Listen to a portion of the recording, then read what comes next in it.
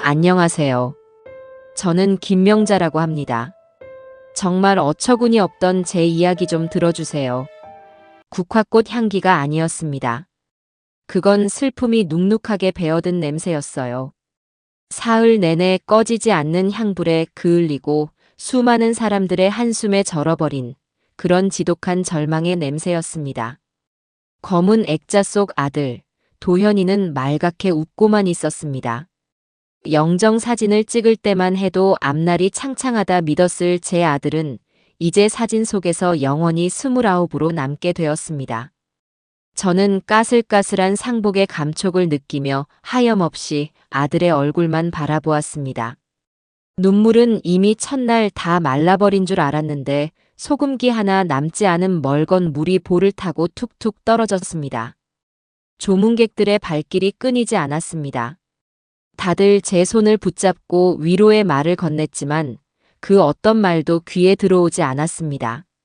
하늘도 무심하시지, 어린 나이에 안타까워서 어쩌나 부디 좋은 곳으로 갔을 겁니다 같은 말들은 귓가를 맴돌다 공기 중으로 흩어질 뿐이었어요. 그저 기계처럼 고개를 숙이고 힘없이 허리를 굽혔다가 펴는 동작을 반복했습니다. 무릎이 시리고 허리가 끊어질 듯 아파왔지만 아들의 고통에 비하면 아무것도 아니라는 생각에 이를 악물었습니다. 제 옆에는 며느리인 미수가 서 있었습니다. 검은 상복을 입고 머리를 단정히 묶은 모습은 영락없는 비통한 아내의 모습이었어요. 조문객들이 올 때마다 아이고 우리 도현 씨 어떡해요 하며 어깨를 들썩이는 모습에 사정을 모르는 사람들은 혀를 차며 안타까워했습니다. 하지만 저는 압니다. 저 들썩이는 어깨가 얼마나 가식적인지, 손수건으로 찍어내는 눈가가 얼마나 바싹 말라있는지를요. 결혼하고 지난 몇 년간 아들이 아파하는 동안 저 아이가 어떤 얼굴을 하고 있었는지 저는 똑똑히 기억하거든요. 잠시 조문객의 발길이 뜸해진 틈을 타 미수가 잠시 자리를 비웠습니다. 피곤해서 그러려니 했는데 장례식장 구석 기둥 뒤에서 휴대폰을 붙들고 있는 모습이 눈에 들어왔습니다. 혹시나 급한 연락인가 싶어 신경을 끄려 했지만 미수의 찌푸린 미간과 작게 달싹이는 입술이 자꾸만 눈에 밟혔습니다. 저는 조용히 그쪽으로 다가갔어요. 가까이 다가갈수록 작게 새어나오는 목소리가 선명해졌습니다.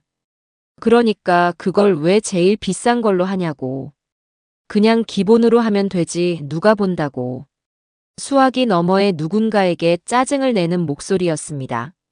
장례 절차 중 무언가가 마음에 들지 않는 모양이었어요. 저는 차마 더 다가가지 못하고 그 자리에 우뚝 멈춰 섰습니다. 심장이 싸늘하게 가라앉는 기분이었어요. 전화를 끄는 미수는 한숨을 푹 내쉬며 혼잣말처럼 중얼거렸습니다. 아휴, 장례식 비용이 왜 이렇게 많이 나와? 사람 하나 죽는데 돈이 그냥 줄줄 새네. 그 순간 제 머릿속에 무언가가 툭 하고 끊어지는 것 같았습니다. 제 아들이, 이 세상에 단 하나뿐이었던 제 아들이 차가운 한 줌 재가 되어 사라질 준비를 하고 있는데 저 아이의 머릿속에는 오직 돈 계산뿐이었습니다. 눈앞이 캄캄해지고 다리가 후들거렸지만 저는 애써 아무렇지 않은 척 다시 자리로 돌아왔습니다. 지금은 아들을 보내는 것에만 집중해야 한다고, 저런 것 때문에 내 아들 가는 길을 어지럽힐 수는 없다고 수없이 되뇌었습니다. 하지만 한번 금이 가기 시작한 제 이성은 자꾸만 다른 생각들을 끄집어냈어요. 아들이 처음 아프다고 했을 때 미수는 대수롭지 않게 말했습니다. 어머니, 쟤 원래 좀 꾀병 심하잖아요. 회사 가기 싫어서 저러는 거예요. 병원에서 정밀 검사를 받아보라는 의사의 말에도 요즘 병원들 다 과잉 진료야. 쓸데없이 돈 쓰게 만들려고. 라며 핀잔을 주었지요. 결국 아들의 병이 깊어지고 나서야 마지못해 큰 병원으로 옮겼지만 그때는 이미 너무 늦은 후였습니다. 아들이 병상에 누워있는 동안에도 미수는 바빴습니다.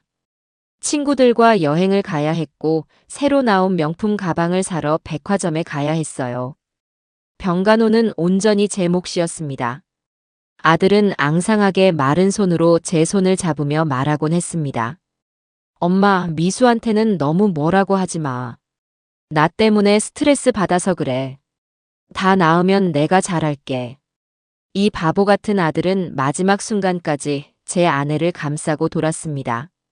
저는 그런 아들이 너무나 안쓰럽고 가여워서 차마 며느리에게 싫은 소리 한번 제대로 하지 못했습니다. 그것이 지금 와서 천추의 한이 될 줄은 꿈에도 몰랐습니다. 조문 마지막 날 발인을 앞두고 장례식장은 다시 사람들로 북적였습니다. 도현의 친구들이 와서 영정 사진을 보며 엉엉 울음을 터뜨렸습니다. 도현아, 이놈아, 먼저 가면 어떡하냐? 친구들의 서러운 울음소리에 제 가슴도 갈기갈기 찢어졌습니다. 미수는 그 옆에서 우리 도현 씨, 친구들 와서 좋겠네 하며 또다시 연기를 시작했습니다. 이제는 그 모습이 역겹기까지 했습니다. 모든 절차가 끝나고 아들을 태운 버스가 화장터로 향하는 길. 저는 차창 밖으로 빠르게 스쳐 지나가는 풍경들을 멍하니 바라보았습니다. 아들과 함께 갔던 식당, 손주와 함께 놀러 갔던 공원. 모든 것이 그대로인데 제 아들만 이 세상에 없다는 사실이 비현실적으로 느껴졌습니다. 한 줌의 재로 변한 아들을 유골함에 담아 납골당에 안치하고 나니 정말로 모든 것이 끝났다는 생각에 온몸에 힘이 쭉 빠졌습니다. 집으로 돌아갈 힘조차 남아있지 않았어요. 친척 중 한 명이 그런 저를 부축해 주었습니다. 형님, 기운 차리셔야지요. 이제 산 사람은 살아야지. 산 사람은 살아야지요. 하지만 어떻게 살아야 할지, 앞으로 무엇을 보고 웃고 무엇을 위해 잠에서 깨어나야 할지 저는 아무것도 알 수 없었습니다. 장례식 내내 곁을 지켜주던 친척들도 힘들면 언제든 연락해라라는 말을 남기고 하나둘씩 떠나갔습니다. 텅 빈 장례식장에는 저와 제 품에 안겨 잠이 든 손주 준서, 그리고 며느리 미수, 이렇게 셋만 덩그러니 남았습니다. 시끄럽던 공간에 찾아온 정적은 그 어떤 소음보다 더 무겁고 공포스러웠어요. 미수는 지갑에서 계산서를 꺼내 들고 한참을 들여다보더니 인상을 찌푸리며 저를 쳐다보았습니다. 어머니, 이거 비용이 생각보다 너무 많이 나왔는데요. 일단 어머니가 가지고 계신 돈으로 먼저 계산하고 나중에 보험금 나오면 그때 정산하는 걸로 해요. 슬픔에 잠겨있을 시간조차 주지 않겠다는 듯 며느리는 차갑게 말했습니다. 저는 아무 대답도 하지 않았습니다. 대답할 기운도 없었고 저런 말을 하는 며느리와 상종하고 싶지도 않았습니다. 그저 곤히 잠든 손주 아이의 머리를 쓸어줄 뿐이었어요. 아들의 얼굴을 반쯤 닮은 아이. 이 아이를 봐서라도 억지로 살아야겠지요. 미수는 제 침묵을 긍정으로 받아들였는지 더는 아무 말도 하지 않았습니다. 그 아이는 제게 건조하게 말했습니다. 어머니도 이제 기운 차리셔야죠. 하지만 그 말투와 눈빛 어디에도 저를 걱정하는 기색은 조금도 없었습니다. 오히려 앞으로 처리해야 할 귀찮은 일들을 앞두고 짜증이 난다는 듯한 표정이었어요. 아들의 부재보다 더 시리게 다가오는 지독한 고독감. 저는 이제 정말 이 세상에 혼자 버려졌다는 절망감에 휩싸였습니다. 액자 속에서 환하게 웃고 있는 아들의 얼굴이 오늘따라 유난히 서러워 보였습니다. 집으로 돌아오는 택시 안은 숨막히는 침묵으로 가득했습니다. 장례식장에서 입었던 구겨진 상복에서는 여전히 짙은 향냄새가 배어나왔고 그 냄새는 제 머릿속을 헤집으며 지난 사흘간의 악몽을 끊임없이 상기시켰습니다. 제 품에 안겨 잠든 손주 준서의 고른 숨소리만이 이 정막 속에서 유일한 생명의 소리처럼 들렸어요.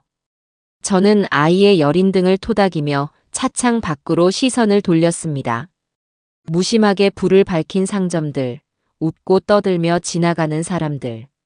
모든 것이 평소와 똑같은데 제 세상만 뿌리째 뽑혀나간 기분이었습니다. 모든 것이 낯설고 모든 것이 저를 밀어내는 것만 같았어요. 아파트 단지에 들어서자 익숙한 풍경이 눈에 들어왔습니다. 저만치 보이는 놀이터 벤치에 앉아 도현이 어릴 적 무릎에 앉혀놓고 책을 읽어주던 기억이 스쳤습니다. 이제는 다시는 돌아오지 못할 시간들이었죠. 택시가 1층 현관 앞에 멈춰 서자 미수가 먼저 내리며 계산을 했습니다.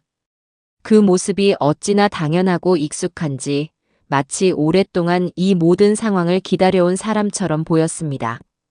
저는 잠든 준서를 조심스럽게 안아들고 차에서 내렸습니다. 아이의 따뜻한 온기가 차갑게 식어버린 제 가슴에 조금이나마 위안을 주었습니다. 엘리베이터를 타고 올라가는 짧은 순간 미수는 거울에 비친 자신의 얼굴을 꼼꼼히 살폈습니다. 손가락으로 눈가를 매만지고 흐트러진 머리카락을 정리하는 모습에서 슬픔에 잠긴 아내의 모습은 찾아볼 수 없었어요. 오직 피곤하고 모든 것이 귀찮다는 기색만이 역력했습니다. 저는 그저 꾹 다문 입술로 엘리베이터 문이 열리기만을 기다렸습니다. 띠리릭 삑. 도어록이 해제되는 소리와 함께 현관문이 열리자 익숙하지만 이제는 텅 비어버린 공간의 공기가 와락 저를 덮쳤습니다. 아들이 살아있을 때와 똑같은 신발장, 똑같은 거실 풍경. 하지만 그 공간을 채우던 가장 중요한 존재가 사라졌다는 사실이 온몸으로 느껴졌습니다. 다녀왔습니다. 웃으며 들어오던 아들의 목소리가 환청처럼 귓가에 맴도는 듯 했습니다. 저는 현관에 들어서자마자 다리에 힘이 풀려 그 자리에 주저앉을 뻔한 것을 간신히 참아냈습니다. 준서 무거우실 텐데 방에 가서 눕히세요.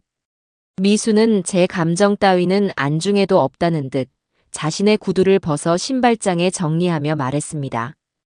저는 묵묵히 준서를 안고 아이 방으로 들어갔습니다. 작은 침대에 아이를 눕히고 이불을 덮어주었습니다. 새근새근 잠든 얼굴이 제 아들의 어릴 적 모습과 겹쳐 보여 또다시 울컥 하고 뜨거운 것이 목구멍으로 치밀어 올랐습니다. 방 한쪽 벽에는 준서와 도현이 함께 활짝 웃고 있는 사진이 걸려 있었습니다. 불과 몇 달 전 아들의 병색이 깊어지기 전에 마지막으로 갔던 가족 여행에서 찍은 사진이었어요. 사진 속 아들은 조금 야위긴 했지만 행복해 보였습니다. 저 행복이 영원할 것이라 믿었던 제가 어리석었습니다. 한참을 아이방에 서 있다가 거실로 나오자 미수는 이미 소파에 앉아 휴대폰을 들여다보고 있었습니다. 제가 나온 것을 보고도 눈길 한 번 주지 않았어요. 저는 말없이 부엌으로 물을 한 잔 따라 마셨습니다. 손이 덜덜 떨려 컵을 놓칠 뻔했습니다. 겨우 마음을 추스르고 소파 맞은편에 앉자 그제야 미수가 휴대폰에서 눈을 떼고 저를 쳐다보았습니다. 어머니, 이제 정신없겠지만 우리도 앞으로 어떻게 할지 정리를 좀 해야 할 것 같아요. 정리라니? 일단은 도현 씨 물건부터요. 저 방에 저렇게 그대로 두는 건 아닌 것 같아요. 볼 때마다 마음만 아프고 자리만 차지하잖아요. 빨리 치워야 우리도 새 출발을 하죠. 새 출발. 남편이 죽은 지 이제 겨지 사흘째인데 저 아이의 입에서는 벌써 새 출발이라는 말이 나오고 있었습니다. 저는 기가 막혀서 아무 말도 할 수 없었습니다. 아들의 채취가 아직 남아있는 저 방의 물건들을, 아들의 인생이 고스란히 담겨있는 저 흔적들을 자리만 차지하는 짐짝으로 취급하는 며느리의 잔인함에 온몸에 소름이 돋았습니다. 너무 이르지 않니? 아직 49제도 지나지 않았는데. 이른 게 어디 있어요? 죽은 사람은 죽은 거고 산 사람은 살아야죠. 언제까지 그렇게 과거에 얽매여서 살 거예요? 저는 준서 생각해서라도 빨리 털고 일어서야 해요. 마치 저를 아들의 죽음에 매달려 앞길을 가로막는 짐이라도 되는 듯 말하는 투에 저는 더 이상 참을 수가 없었습니다. 그럼 너는 네 남편이 죽었는데 아무렇지도 않다는 말이니? 슬프지도 않아? 왜 슬프지 않겠어요? 당연히 슬프죠. 그런데 슬프다고 주저앉아 있으면 누가 우리 준서 먹여 살려요? 어머니가 먹여 살리실 거예요? 현실을 봐야죠, 어머니. 언제까지 감상에 젖어 계실 거예요? 미수는 조금도 물러서지 않고 따박따박 대꾸했습니다. 그 뻔뻔한 태도에 화가 머리끝까지 치밀었지만 여기서 싸워봤자 남는 것은 상처뿐이라는 생각에 입술을 깨물었습니다. 아들이 살아있을 때도 저런 식이었어요. 언제나 현실, 돈, 미래 같은 것들을 방패 삼아 자신의 이기심을 정당화했지요. 아픈 남편 앞에서 병원비 때문에 우리 노후는 어떡하냐고 말하던 사람이었습니다. 미수는 제가 아무 말이 없자 이야기가 잘 풀린다고 생각했는지 본론을 꺼내기 시작했습니다. 소파 테이블 위로 몸을 기울이며 목소리를 살짝 낮추는 그 모습이 몹시도 계산적으로 보였습니다. 그리고 어머니, 이 집 문제도 정리해야 할 것 같아요.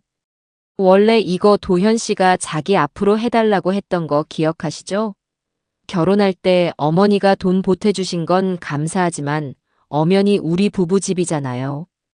이제 도현 씨가 없으니 법적으로는 저랑 준서한테 상속되는 게 맞아요.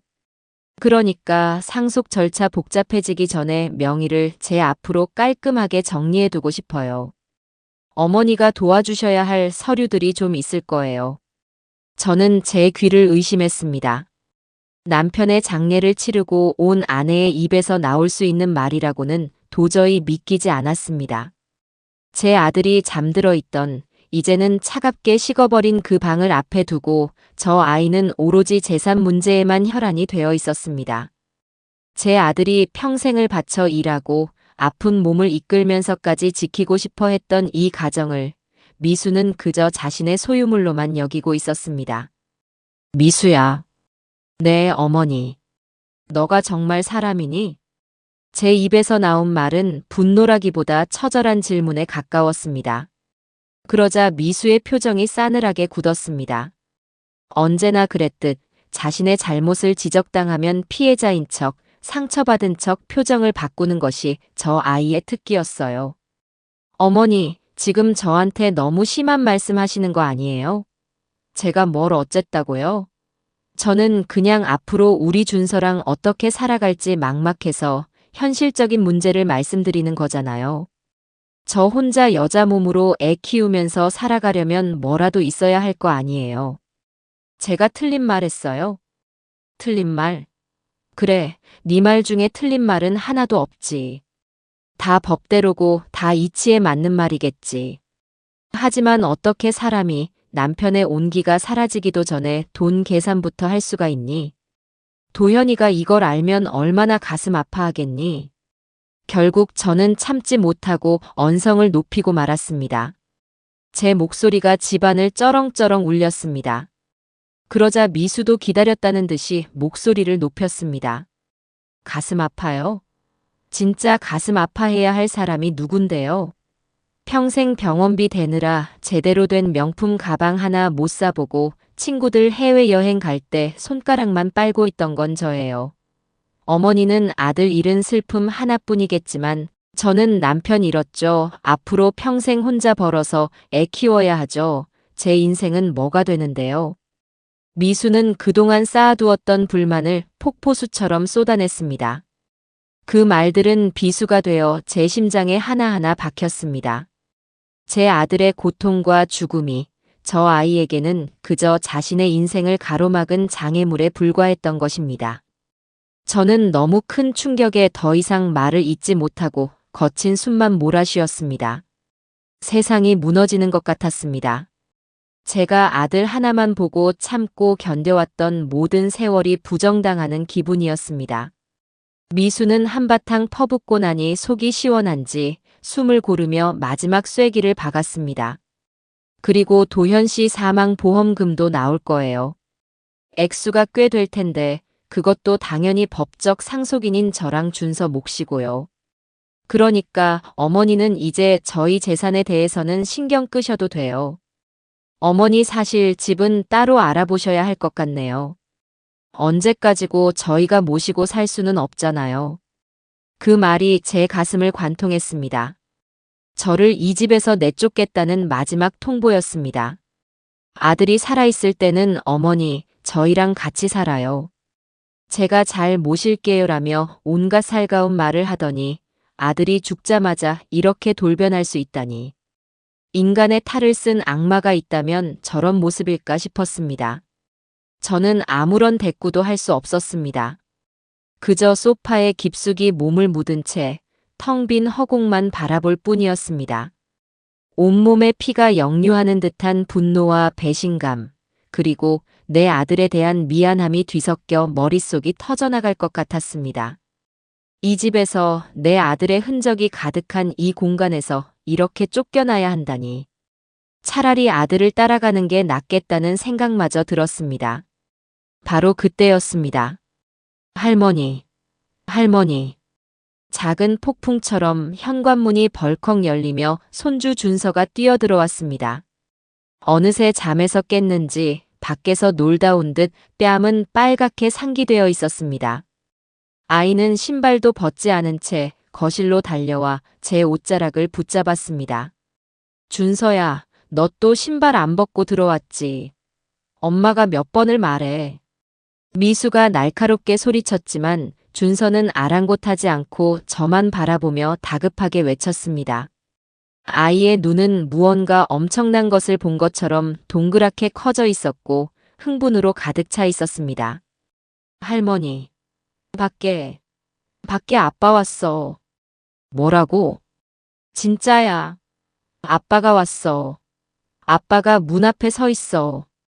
아이의 맑고 순수한 목소리가 팽팽한 긴장감이 감돌던 거실의 공기를 갈랐습니다.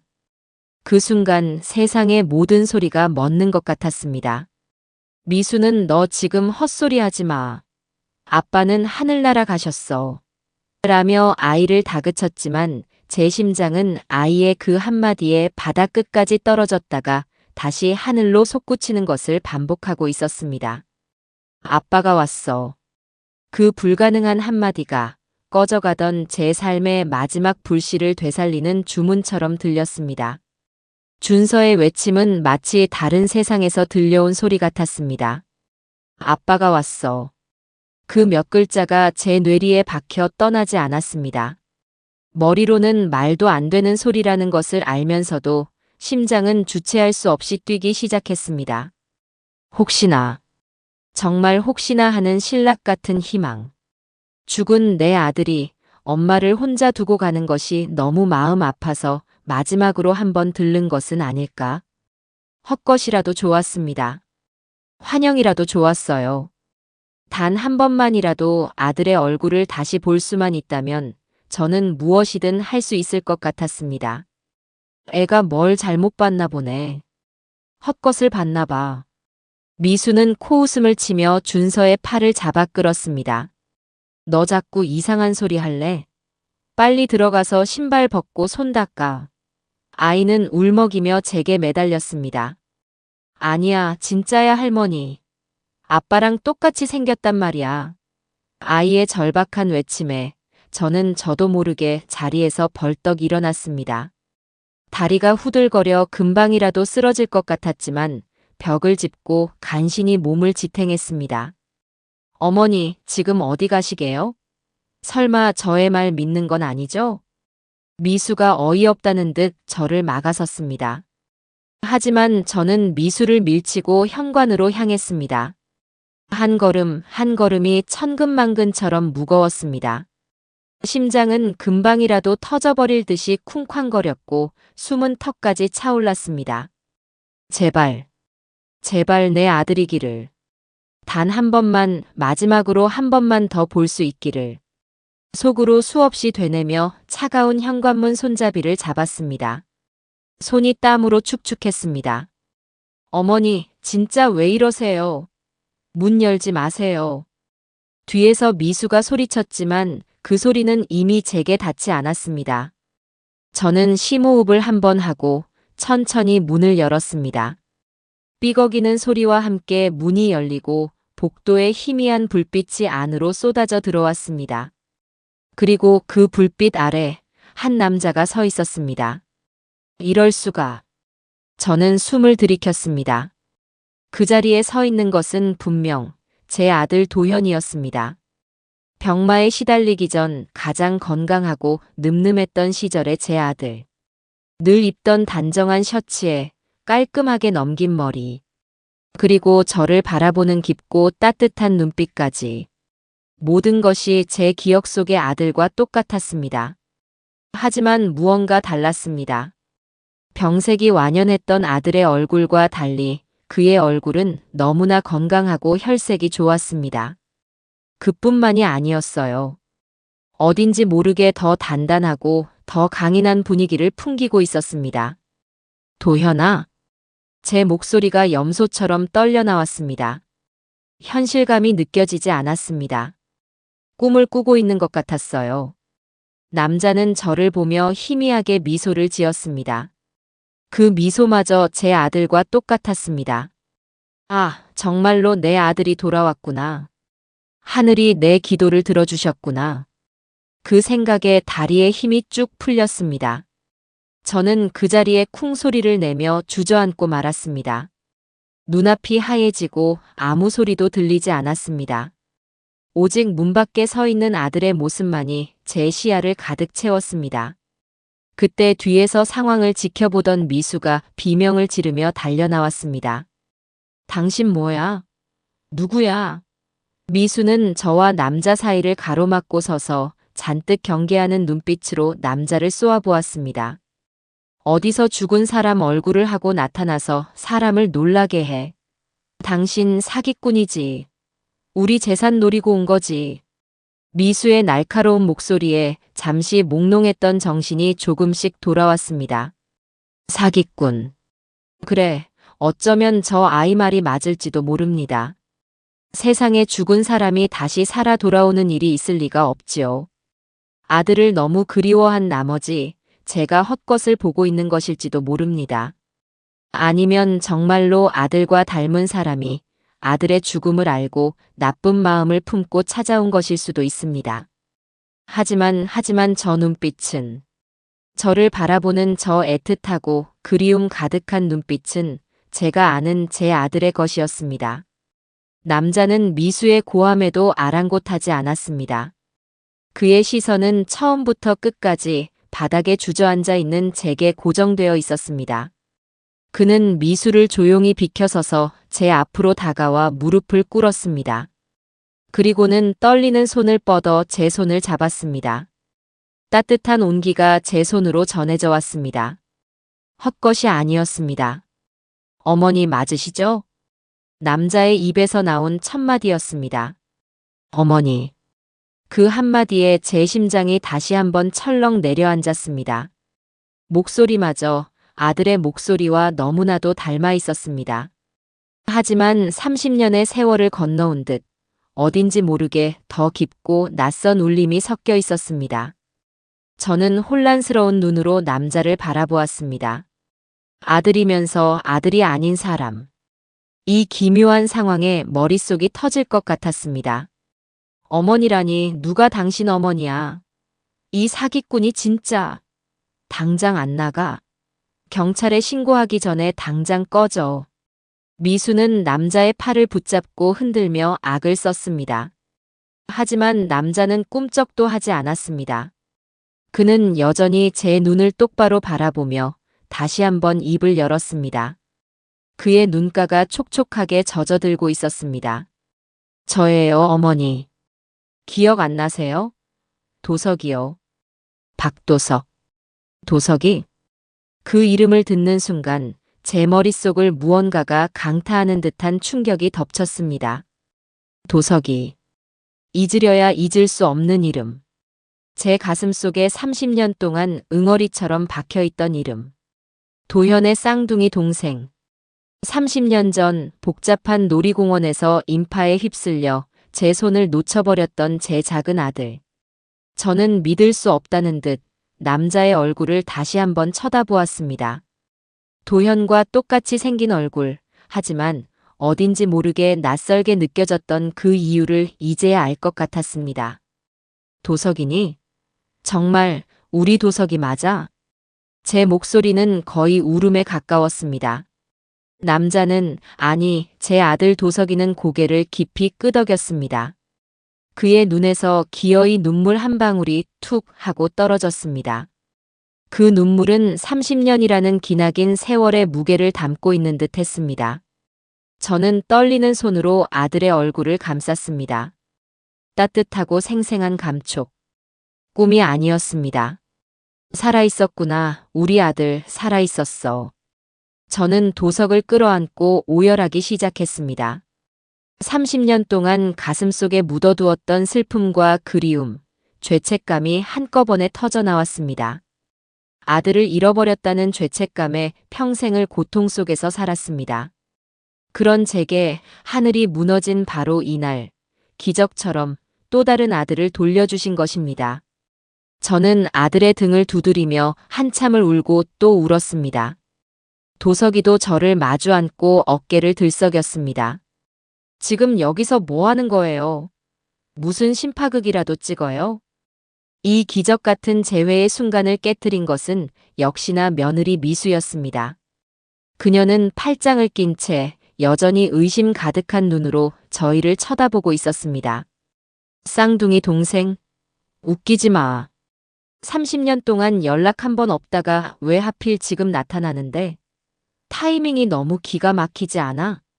미수의 말은 날카로운 칼날 같았지만 이제 제게는 아무런 상처도 주지 못했습니다. 제 곁에는 아들이 있었으니까요. 살아 돌아온 제 아들, 도석이가 있었으니까요. 저는 눈물을 닦고 자리에서 일어났습니다. 그리고 도석의 손을 굳게 잡았습니다. 이 손을 다시는 놓치지 않을 것이라고 다짐하면서요. 일단 안으로 들어오너라, 아가. 들어와서 얘기하자. 저는 도석을 이끌고 집 안으로 들어서려 했습니다. 하지만 미수가 현관문을 가로막고 길을 비켜주지 않았습니다. 안 돼요. 저 사람 정체도 불분명한데 어떻게 집에 들여요. 저는 절대 못 믿어요. 어머니, 지금 저 사람이 하는 말에 속아 넘어가는 거예요. 저거 분명 어머니 재산이랑 도현 씨 보험금 노리고 접근한 사기꾼이라고요. 미수는 이성을 잃고 소리쳤습니다. 하지만 그 순간 저는 미수의 눈에서 의심이나 경계심이 아닌 다른 감정을 읽었습니다. 그것은 바로 두려움이었습니다. 자신의 계획에 예상치 못한 변수가 나타난 것에 대한 두려움. 자신의 몫이 줄어들지도 모른다는 공포. 저는 그 순간 깨달았습니다. 저 아이는 이제 제게 아무런 위협도 되지 못할 것이라는 사실을요. 저에게는 30년 만에 돌아온 든든한 내 아들이 있으니까요. 저는 미수를 똑바로 쳐다보며 평생 처음으로 단호하고 차가운 목소리로 말했습니다. 비켜라. 내 아들 들어오게. 제 단호한 목소리에 미수는 순간 당황한 듯 했지만 이내 다시 도끼 어린 표정으로 저를 쏘아보았습니다. 어머니, 지금 제정신이세요? 처음 보는 사람을 뭘 믿고 아들이라고 하세요. 저 사람이 사기꾼이면 어쩌려고 그러세요. 그녀는 한 발짝도 물러서지 않고 현관문을 막아선 채 버텼습니다. 자신의 마지막 보루를 지키려는 듯한 필사적인 몸부림이었어요. 그때까지 아무 말 없이 상황을 지켜보던 도석이가 조용히 입을 열었습니다. 그의 목소리는 차분했지만 그 안에는 누구도 거스를 수 없는 단단한 힘이 실려 있었습니다. 나가서 이야기할까요, 어머니? 어머니만 괜찮으시다면 제가 모시고 나가서 조용한 곳에서 말씀드리겠습니다. 도석이는 저를 먼저 배려했습니다. 며느리와의 불필요한 마찰로 제가 더 상처받을까 걱정하는 마음이 고스란히 전해졌습니다. 30년 만에 만났지만 역시 제 아들이었습니다. 속 깊고 다정한 것은 죽은 도현이나 이 아이나 똑 닮아 있었습니다.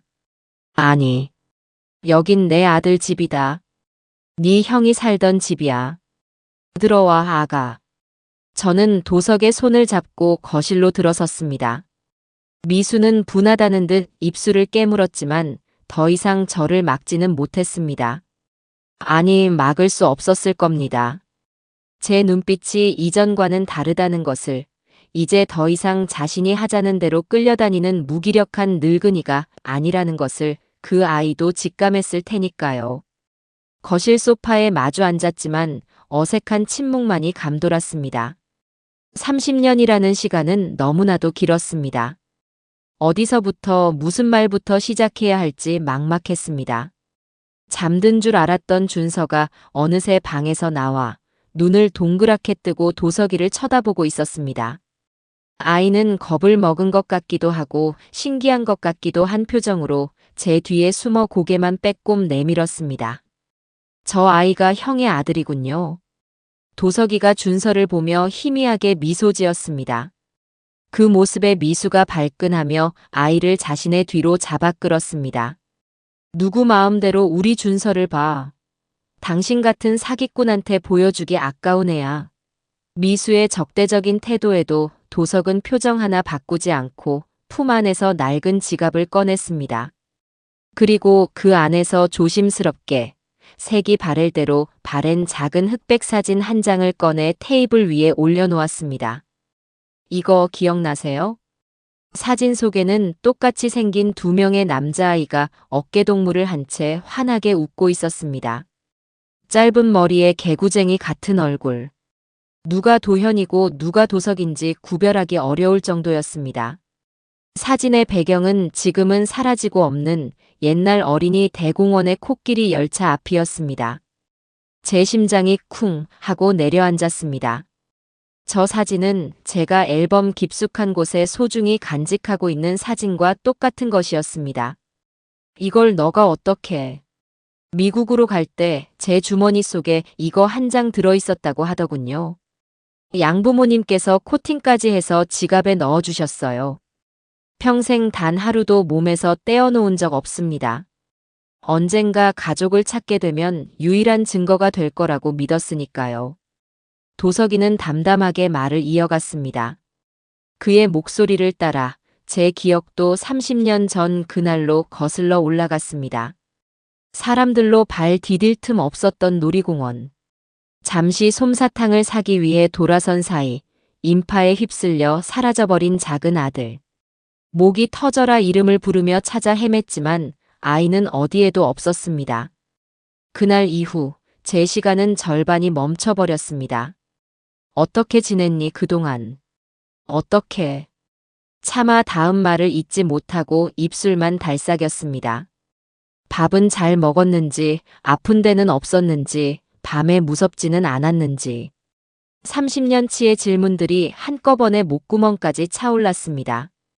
도석이는 제 마음을 읽기라도 한 듯 천천히 자신의 이야기를 시작했습니다. 길을 잃고 울고 있던 자신을 경찰이 발견했고 며칠간 부모를 찾았지만 나타나지 않아 결국 보육원으로 가게 되었다고 합니다. 그리고 얼마 지나지 않아 아이가 없던 지금의 양부모님을 만나 미국으로 입양을 가게 되었다는 것이었습니다. 양부모님은 정말 좋은 분들이셨어요. 사랑으로 저를 키워주셨고 부족한 것 없이 자랐습니다. 공부도 열심히 해서 좋은 대학을 나왔고 지금은 작은 IT 회사를 운영하고 있어요. 하지만 단 한순간도 잊은 적 없어요. 제 진짜 어머니와 저랑 똑같이 생긴 형의 얼굴을요. 언젠가는 꼭 다시 만나야 한다고 매일 밤 기도했습니다. 도석이는 성공한 사업가가 되어 몇 년 전부터 본격적으로 한국의 가족을 찾아 나섰다고 합니다. 흥신소를 통해 수소문했지만 30년 전의 기록을 찾는 것은 쉽지 않았습니다. 그러다 얼마 전 기적적으로 형 박도현의 소식을 듣게 되었다고 했습니다. 하지만 그 소식은 형이 위독하다는 비보였습니다. 모든 걸 정리하고 급하게 한국행 비행기에 올랐지만 제가 너무 늦었습니다. 공항에 도착했을 때 형은 이미 세상을 떠난 후였어요. 도석이의 목소리가 가늘게 떨렸습니다. 장례식장을 찾아갔지만 차마 들어갈 용기가 나지 않았다고 합니다. 30년 만의 재회가 형의 장례식장이라는 사실을 감당하기 어려웠고 갑자기 나타나 가족들을 더 혼란스럽게 만들고 싶지 않았다고요. 그래서 장례가 끝날 때까지 밖에서 기다렸다가 마지막으로 어머니 얼굴이라도 보고 가자는 마음에 집 앞까지 찾아왔던 것이었습니다. 도석이의 이야기가 끝나자 거실에는 무거운 침묵이 흘렀습니다. 저는 눈물조차 흘릴 수 없었습니다. 아들의 기구한 운명에 가슴이 미어졌고 30년 만에 만난 아들에게 아무것도 해줄 수 없는 제 자신이 너무나도 원망스러웠습니다. 아주 소설을 쓰네, 소설을 써. 그렇게 눈물 나는 사연이 있으면 진작에 나타났어야지. 왜 하필 우리 도현 씨 죽고 나니까 나타나는데? 타이밍 한번 기가 막히네. 이 감동적인 재회의 순간에도 미수는 찬물을 끼얹는 말을 내뱉었습니다. 그녀는 팔짱을 낀 채 여전히 도석을 사기꾼으로 몰아붙였습니다. 사진 한 장. 요즘 세상에 사진 위조하는 게 얼마나 쉬운 줄 알아? 그리고 그런 이야기는 누구라도 지어낼 수 있는 거 아니야? 나는 당신 말 하나도 못 믿어. 미수야, 그만하거라. 뭘 그만해요, 어머니. 지금 저 사람한테 완전히 속으셨잖아요. 정신 차리세요. 저 사람이 노리는 건 뻔해요. 도현 씨 앞으로 나올 보험금, 그리고 이 아파트. 어떻게든 상속 지분 뜯어내려는 수작이라고요. 미수의 눈은 돈에 대한 탐욕으로 이글거리고 있었습니다. 도석은 그런 미수를 잠시 바라보더니 이내 고개를 돌려 다시 저를 보며 말했습니다. 돈 때문에 온 것 아닙니다. 저는 돈 필요 없습니다. 제가 평생 벌어도 다 못 쓸 만큼 가지고 있으니까요. 저는 그냥 어머니가 보고 싶어서 왔습니다. 그리고 제 형에게 너무 늦게 와서 미안하다고 말하고 싶어서요. 그 말에 미수는 코웃음을 쳤습니다. 말은 누가 못해. 증명해봐. 당신이 진짜 박도석이라는 걸 증명하라고. 유전자 검사라도 할까? 당신 유전자 검사할 자신 있어? 그녀는 이제 거의 발악에 가까웠습니다. 어떻게든 도석을 쫓아내고 모든 것을 독차지하려는 마지막 발버둥이었지요. 유전자 검사. 그 말에 저는 잠시 흔들렸습니다. 확실하게 해두는 것이 좋을지도 모른다는 생각이 스쳤습니다. 하지만 그때 도석이가 자리에서 일어나 제게로 다가왔습니다. 그리고는 입고 있던 셔츠의 어깨 부분을 살짝 걷어 올렸습니다. 어머니, 이것도 기억나세요? 도석이의 왼쪽 어깨에는 손톱만 한 크기의 희미하지만 분명한 흉터가 남아 있었습니다. 그 흉터를 보는 순간 제 기억의 마지막 조각이 맞춰졌습니다. 그것은 7살 무렵 도현이와 도석이가 집 앞 골목에서 자전거를 타다 함께 넘어지면서 다쳤던 상처였습니다. 둘 다 똑같은 위치에 똑같은 모양의 흉터가 남아서 제가 약을 발라주며 너희는 흉터까지 똑같네라며 웃었던 기억이 생생했습니다. 그것은 저와 제 두 아들만이 아는 세상 그 누구도 알 수 없는 비밀의 증표였습니다. 저는 떨리는 손으로 아들의 흉터를 매만졌습니다. 틀림없었습니다. 제 아들, 도석이가 맞았습니다.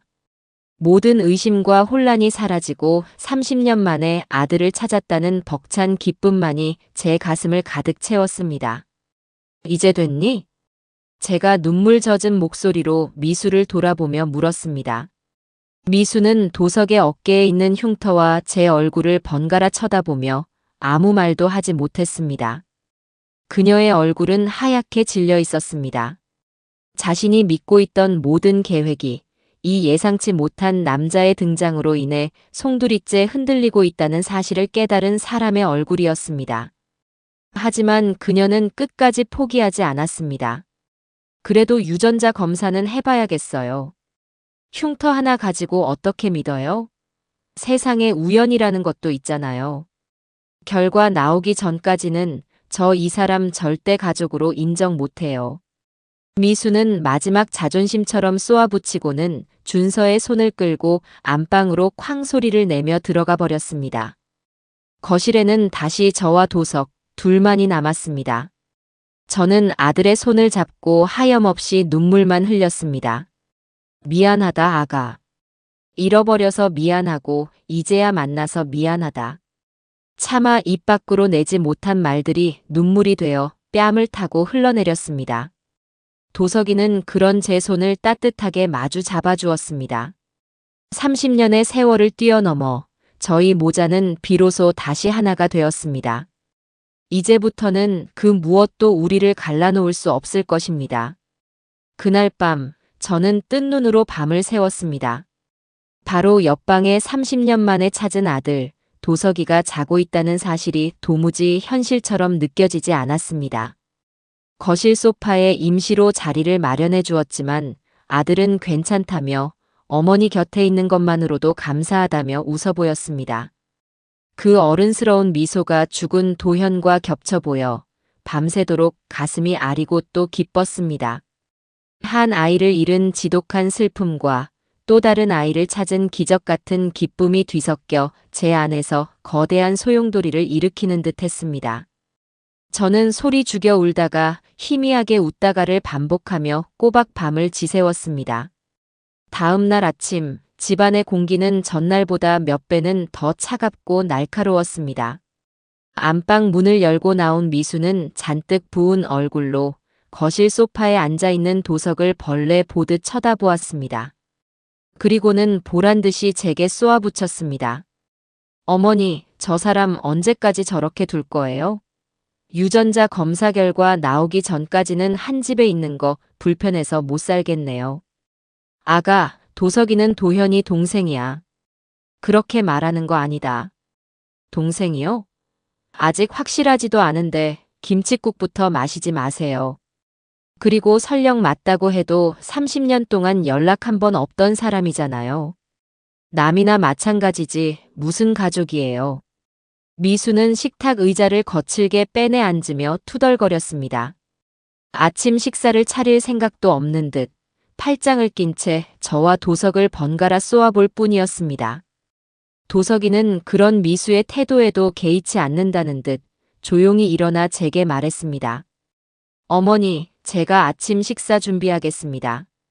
뭐 드시고 싶으신 거 있으세요? 아니다, 아가. 내가 해야지.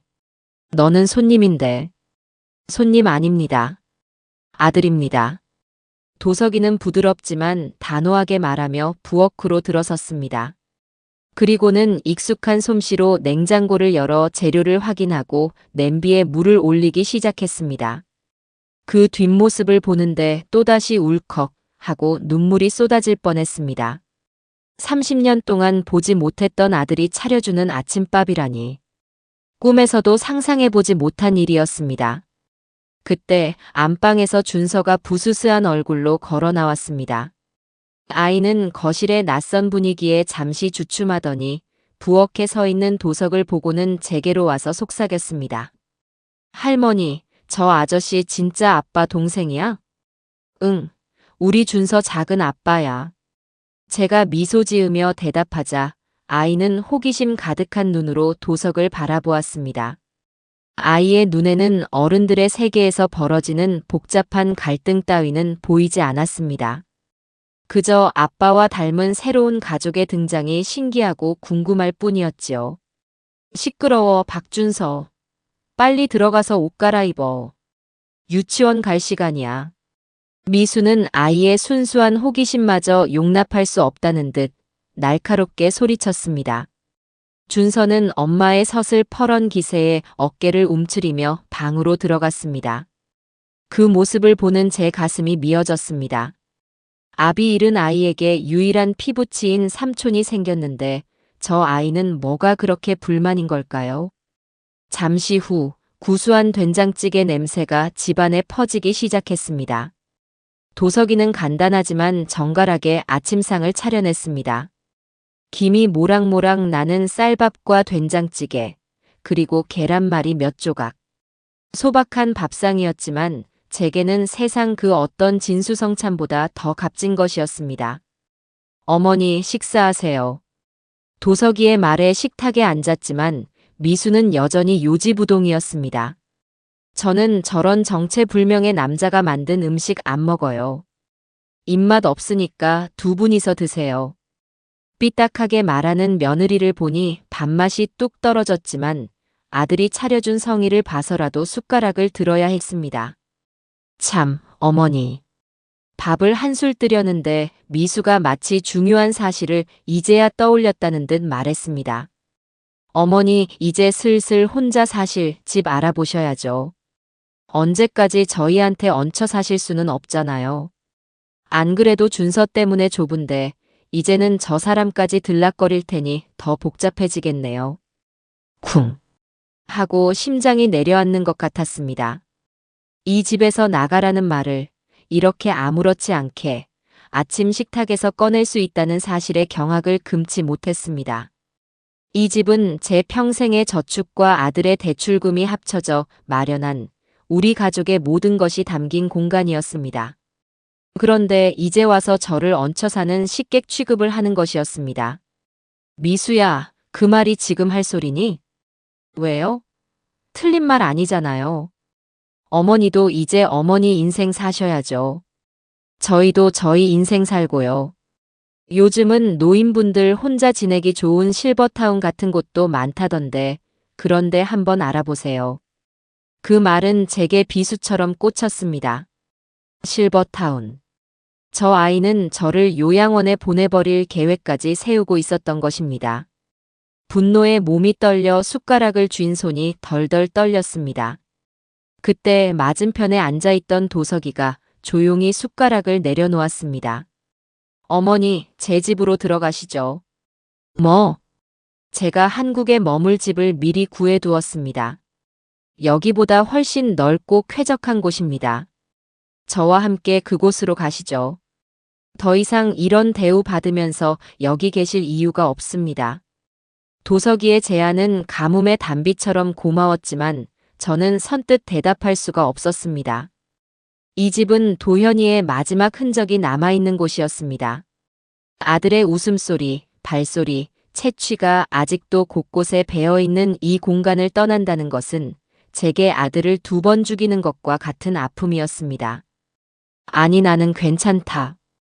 나는 여기가 편해. 어머니, 네 형 물건들도 아직 정리 못했고 나는 여기서 네 형 마지막 길 잘 배웅해주고 싶구나. 제 대답에 도석이는 더 이상 아무 말도 하지 않았습니다. 그저 안타까운 눈빛으로 저를 바라볼 뿐이었습니다. 제 고집을 꺾을 수 없다는 것을, 그리고 그 고집이 어디에서 비롯되었는지 너무나도 잘 알기 때문이었을 겁니다. 잘 생각했네요, 어머니. 계속 여기 계시겠다니 다행이에요. 그럼 도현 씨 물건 정리나 좀 도와주세요. 유품 정리 업체 부르려니까 그것도 다 돈이더라고요. 어머니가 직접 하시면 돈도 아끼고 좋잖아요. 안 그래요? 미수는 제 결정을 비웃기라도 하듯 싸늘하게 말하며 자리에서 일어나 출근 준비를 위해 방으로 들어가 버렸습니다. 며느리의 성화에 떠밀려 저는 결국 아들의 방문을 열어야만 했습니다. 며칠 비웠을 뿐인데도 방 안의 공기는 싸늘하게 가라앉아 있었습니다. 창가에 놓인 책상, 벽에 걸린 옷가지들, 침대 위에 아무렇게나 놓인 책 한 권까지. 모든 것이 아들이 살아있을 때와 똑같았습니다. 마치 금방이라도 문을 열고 엄마 나왔어 하고 들어올 것만 같아 저는 한참을 문지방에 서서 움직일 수가 없었습니다. 제가 도와드리겠습니다, 어머니. 어느새 다가온 도석이가 제 어깨를 가만히 감싸주었습니다. 아들의 따뜻한 손길에 저는 겨우 용기를 내어 방 안으로 들어섰습니다. 옷장을 열자 아들이 즐겨 입던 셔츠와 외투들이 나란히 걸려 있었습니다. 코를 대어보니 희미하게 아들의 채취가 남아있는 듯 했습니다. 저는 옷가지들을 하나씩 꺼내 상자에 담기 시작했습니다. 손이 덜덜 떨리고 눈앞이 흐려져 몇 번이나 일을 멈춰야 했습니다. 책상 서랍을 열자 아들의 낡은 필기구와 다이어리, 그리고 이런저런 잡동사니들이 나왔습니다. 그 속에서 빛바랜 편지 한 통을 발견했습니다. 군대에 있을 때 제게 보냈던 편지였습니다. 세상에서 가장 사랑하는 우리 엄마에게 라고 시작하는 글씨를 보니 또다시 눈물이 쏟아졌습니다. 한참을 그렇게 아들의 흔적과 마주하며 울고 웃기를 반복하던 중이었습니다. 침대 밑 구석진 곳을 정리하다가 손끝에 딱딱한 것이 걸렸습니다. 먼지를 털어내고 조심스럽게 꺼내보니 그것은 꽤 묵직한 나무 상자였습니다. 화려한 장식은 없었지만 단단한 재질로 만들어져 오랫동안 소중히 간직해온 물건이라는 것을 한눈에 알 수 있었습니다. 하지만 상자는 낡은 자물쇠로 단단히 잠겨 있었습니다. 이게 뭘까? 저는 상자를 이리저리 흔들어 보았지만 안에서 달그락거리는 소리만 날 뿐 열리지는 않았습니다. 도현이가 이런 것을 가지고 있었다는 사실을 저는 전혀 모르고 있었습니다. 분명 아내가 될 미수에게도 보여주지 않은 아들만의 비밀이 담긴 상자일 거라는 생각이 들었습니다. 어머니, 이리 주십시오. 도석이가 상자를 받아들고 잠시 살펴보더니 서재에서 공구함을 가져왔습니다. 그리고는 작은 망치와 드라이버를 이용해 조심스럽게 자물쇠를 부수기 시작했습니다. 탕, 탕 몇 번의 둔탁한 소리가 울리고 딸깍 하는 소리와 함께 낡은 자물쇠가 힘없이 떨어져 나갔습니다. 저는 떨리는 손으로 상자의 뚜껑을 열었습니다. 끼익 하는 소리와 함께 뚜껑이 열리자 가장 먼저 눈에 들어온 것은 여러 개의 은행 통장이었습니다. 그리고 그 아래에는 두툼한 일기장 한 권과 노란 편지 봉투에 담긴 편지 한 통이 들어 있었습니다. 편지 봉투 위에는 사랑하는 어머니께 라고 적혀 있었습니다. 아들의 필체였습니다. 저는 홀린 듯이 편지를 집어들었습니다. 손이 너무 떨려 봉투를 제대로 뜯을 수조차 없었습니다. 도석이가 그런 저를 대신해 조심스럽게 봉투를 열어 편지를 꺼내 주었습니다. 빼곡하게 들어찬 아들의 글씨가 눈에 들어오는 순간 제 세상은 다시 한번 무너져 내렸습니다. 어머니, 죄송해요. 제가 너무 약해서 못난 아들이라서 정말 죄송합니다. 편지의 첫 문장을 읽는 순간 저는 더 이상 버틸 수가 없었습니다. 도현아 하고 아들의 이름을 부르짖으며 그 자리에 주저앉아 통곡하고 말았습니다. 상자 안에 담겨 있던 것은 단순한 유품이 아니었습니다. 그것은 제 아들이 지옥 같은 세상 속에서 마지막까지 붙잡고 있었던 처절한 삶의 증거이자 사랑하는 어머니에게 남기는 마지막 선물이었습니다. 아들의 이름을 부르짖으며 바닥에 주저앉은 저를 도석이가 말없이 부축해 일으켰습니다. 저는 아들의 편지를 부들부들 떨리는 손으로 붙잡은 채 소파에 겨우 몸을 기댔습니다. 눈물이 비오듯 쏟아져 편지지에 글씨가 번져나갔습니다. 한 글자 한 글자 읽어 내려가는 것이 마치 칼날 위를 걷는 것처럼 고통스러웠습니다. 편지는 아들의 절절한 참회와 사랑으로 가득했습니다. 어머니, 이 편지를 읽고 계실 때쯤이면 저는 아마 어머니 곁에 없겠지요. 불효자식을 먼저 보내는 아픔을 들여 정말 죄송합니다. 매일 밤 홀로 남으실 어머니를 생각하면 가슴이 찢어지는 것 같았습니다. 하지만 저는 이제 너무 지쳤습니다. 이 지옥 같은 삶을 끝내고 싶다는 생각밖에 들지 않아요. 지옥 같은 삶. 제 아들이 자신의 삶을 그렇게 표현하고 있었습니다. 저는 아들이 병 때문에 힘들어한다고만 생각했지 그 삶 자체가 지옥이었을 거라고는 상상도 하지 못했습니다. 편지는 계속 이어졌습니다. 미수와 결혼한 것이 제 인생의 가장 큰 실수였습니다. 처음에는 사랑이라고 믿었지만 그것은 제 착각이었습니다. 그 여자는 저를 사랑한 것이 아니라 제 배경과 안정적인 직장을 사랑했던 것뿐이었어요. 제가 아프기 시작하자 그 여자의 본색이 드러나기 시작했습니다. 저는 숨을 죽이고 다음 문장을 읽어 내려갔습니다. 그것은 제 상상을 초월하는 끔찍한 진실의 기록이었습니다. 제가 밤새 기침을 하며 고통스러워할 때 미수는 귀찮다며 다른 방으로 건너가 잠을 잤습니다. 병원에 가야 한다고 말하면 돈도 못 버는 게 병원 갈 생각만 한다며 면박을 주었고 제 병원비로 자신의 명품 가방을 사고 친구들과 해외여행을 다녀왔습니다. 저는 바보같이 제가 더 노력해서 돈을 많이 벌면 모든 것이 괜찮아질 거라고 믿었습니다. 하지만 아니었어요. 그 여자의 욕심은 밑 빠진 독과 같았습니다. 편지를 읽는 제 손이 분노로 부들부들 떨렸습니다. 어렴풋이 짐작은 했지만 이 정도일 줄은 몰랐습니다. 미수는 제 아들을 서서히 죽어가게 만든 악마였습니다. 아들의 고통을 철저히 외면하고 그 고통을 담보로 자신의 사치와 허영을 채웠던 것입니다. 저는 그동안 며느리의 거짓 눈물에 속아 넘어간 제 자신이 너무나도 한심하고 원망스러워 가슴을 쳤습니다. 어머니, 제가 왜 그 여자와 이혼하지 않았는지 궁금하시겠지요. 저도 수백 번, 수천 번을 고민했습니다. 하지만 준서 때문에, 제 아들 준서 때문에 그럴 수가 없었습니다. 저처럼 압이 없는 아이로 만들고 싶지 않았어요. 그리고 제가 이혼을 요구하면 그 여자가 어떤 짓을 할지 두려웠습니다.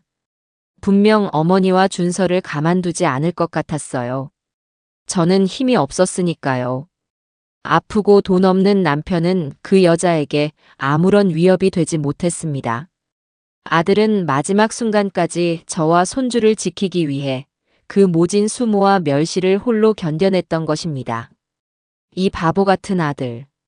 왜 엄마에게는 한마디 말도 하지 않았는지. 왜 혼자서 그 모든 짐을 짊어지려 했는지. 원망스러운 마음과 안쓰러운 마음이 뒤섞여 심장이 터질 것 같았습니다.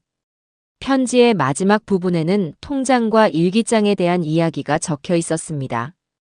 어머니, 이 상자 안에 들어있는 통장들은 제가 아내 몰래 모아둔 비상금입니다.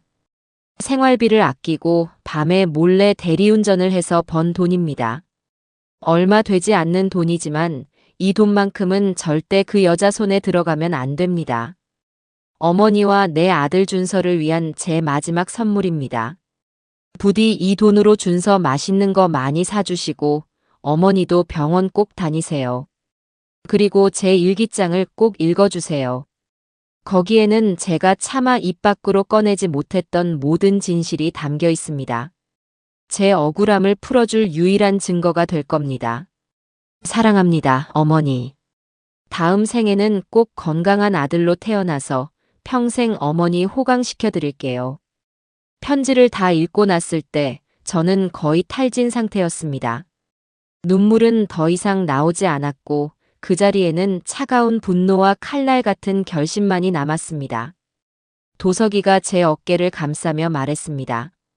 어머니, 이제 그만. 아니다. 저는 고개를 저으며 상자 안에 있던 두툼한 일기장을 꺼내 들었습니다. 낡은 표지를 넘기자 아들의 익숙한 필체가 모습을 드러냈습니다. 첫 장은 결혼 날짜부터 시작되었습니다.